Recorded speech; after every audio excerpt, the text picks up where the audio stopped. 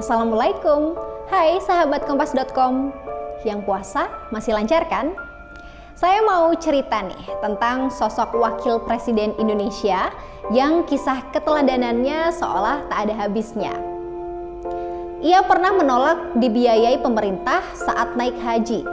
Seorang inisiator perubahan isi sila pertama Pancasila demi keutuhan bangsa Indonesia. Dan yang bikin geleng-geleng kepala, sosok ini menolak dimakamkan di Taman Makam Pahlawan. Dialah Muhammad Hatta. Bersama saya, Anggi Puspariana. Jadi, gini ceritanya. Muhammad Hatta, atau yang biasa dipanggil dengan Bung Hatta, adalah pria kelahiran Bukit Tinggi 12 Agustus 1902. Jauh sebelum orang-orang mengenalnya dengan sebutan Hatta, ia sebenarnya memiliki nama asli Muhammad Attar. Semasa kecil, sosok Hatta ini sudah akrab dengan yang namanya keberagaman. Ayah Hatta adalah Muhammad Jamil, seorang keturunan ulama Naqsyabandiyah di Payakumbuh, Sumatera Barat. Sementara ibunya adalah Siti Saleha yang merupakan keturunan seorang pedagang kaya di Bukit Tinggi. Perbedaan latar belakang keluarga besar inilah yang turut serta membentuk karakter Hatta yang religius, disiplin, taat, serta mempunyai jiwa usaha yang tinggi. Ketaatan Hatta dalam menjalankan ibadah ini ternyata diakui sekretaris pribadinya, I Wangsa Wijaya. Menurut Wangsa, Bung Hatta ini tak pernah meninggalkan sholat 5 waktu dan puasa, meskipun sedang dalam perjalanan dinas. Tak hanya religius, Hatta juga tumbuh sebagai sosok yang berintegritas. Hatta pernah menolak ketika disodori amplop sebagai uang saku setelah ia dan rombongan tiba di Papua. Kata Bung Hatta, itu uang rakyat, saya tidak mau terima. Dari situ, ia lalu meminta sesprinya untuk menyerahkan uang itu kembali ke masyarakat, yang akhirnya diserahkan pada pemuka masyarakat di Digul. 20 Agustus 1952, Bung Hatta berangkat dari Bandara Kemayoran menuju Mekah untuk menjalankan ibadah haji. Keberangkatan haji Bung Hatta ini diiringi masyarakat yang hadir di sana. Ribuan masyarakat rela datang dan menginap di bandara untuk mengantarkan Bung Hatta naik haji. Tapi bukan sekedar itu ceritanya. Presiden Soekarno sempat menawarkan agar Bung Hatta dan keluarga menggunakan pesawat dengan biaya pemerintah saat ke Mekah. Namun, bisa kalian tebak? Ya, tawaran itu tentu ditolak sama Bung Hatta. Ia menegaskan tetap akan berangkat haji dengan menjadi status orang biasa saja, bukan karena dia wakil presiden. Selain itu, seluruh biaya haji Bung Hatta ini juga murni dari kantong pribadi hasil penjualan buku yang ditulis dan terbit di Belanda. Meski tawaran naik haji dibiayai pemerintah ditolak Hatta, tetap saja pemerintah meminta Hatta sekalian melakukan beberapa kunjungan resmi di Arab Saudi yang mewakili Indonesia. Namun bukan kunjungan politik, hanya untuk jalin persahabatan saja. Karena berhubungan dengan negara, alhasil Bung Hatta pun menyetujuinya.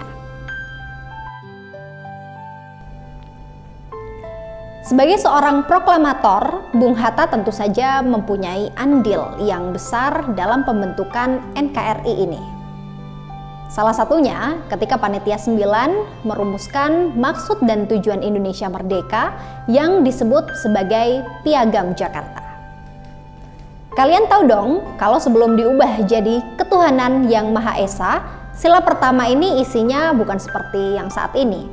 Jadi, dalam Piagam Jakarta, sila pertama berisi ketuhanan dengan kewajiban menjalankan syariat Islam bagi pemeluk-pemeluknya. Karena itu, dalam perjalanannya sila tersebut menuai protes dari wakil-wakil umat Protestan dan Katolik, terutama di Indonesia bagian timur. Bahkan, tepat setelah proklamasi kemerdekaan dilaksanakan, ada kabar kalau rakyat Kristen di wilayah Indonesia Timur akan menolak bergabung dengan Republik Indonesia jika kata-kata syariat Islam masih dicantumkan dalam Piagam Jakarta. Karena hal itu, Muhammad Hatta memprakarsai perubahan rumusan sila pertama dengan mengumpulkan wakil golongan Islam lainnya untuk membahas persoalan itu. Demi persatuan dan kesatuan bangsa Indonesia, akhirnya disepakati frasa ketuhanan dengan kewajiban menjalankan syariat Islam bagi pemeluk-pemeluknya diganti dengan ketuhanan yang Maha Esa. Menjelang akhir hayatnya, Bung Hatta tak berhenti memberikan teladan bagi masyarakat Indonesia. Sebelum meninggal dunia pada 14 Maret 1980, Bung Hatta ini sebenarnya telah dirawat di rumah sakit setidaknya 6 kali, yakni pada tahun 1963, 1967, 1971, 1976, 1979 dan terakhir pada 3 Maret 1980. Pada momen itu, Bung Hatta pernah memberikan wasiat bahwa jika meninggal, dia tak mau jenazahnya dimakamkan di Taman Makam Pahlawan Kalibata. Alasannya sangat mengharukan.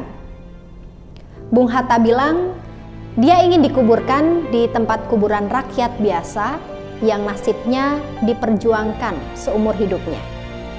Sebenarnya, Bung Hatta berwasiat ingin dimakamkan di TPU Karet, Jakarta Pusat. Namun, saat itu Presiden kedua Soeharto memilih supaya jasad Hatta dimakamkan di TPU Tanah Kusir. Eits, tarik napas dulu sebelum ceritanya dilanjutin. Cuma mau bilang makasih buat kamu yang udah ngikutin episode-episode di Jadi Gini Ceritanya. Buat yang belum subscribe, jangan lupa. Biar gak ketinggalan cerita baru, nyalain juga loncengnya. 15 Maret 1980, ribuan masyarakat datang untuk menyaksikan pemakaman pahlawan nasional ini. Masyarakat turut mengiringi jenazah sang proklamator di sepanjang rute perjalanan dari rumah duka di Jalan Diponegoro menuju Tanah Kusir. Kini, puluhan tahun sejak kepergian Bung Hatta, adakah cita-citanya yang berhasil kita teruskan? Sekian dulu cerita kali ini. Bye!